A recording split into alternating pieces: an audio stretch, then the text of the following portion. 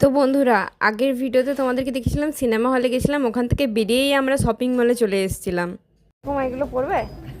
হ্যাঁ, দেখো তোমাদের কি সুন্দর, দেখো পরবে এগুলো? হ্যাঁ পড়বো। পরে আবার যখন জন্ম নিব তখন পড়বো। পরে যখন জন্ম নেবে তখন পরবে। জন্মে আল্লাহ।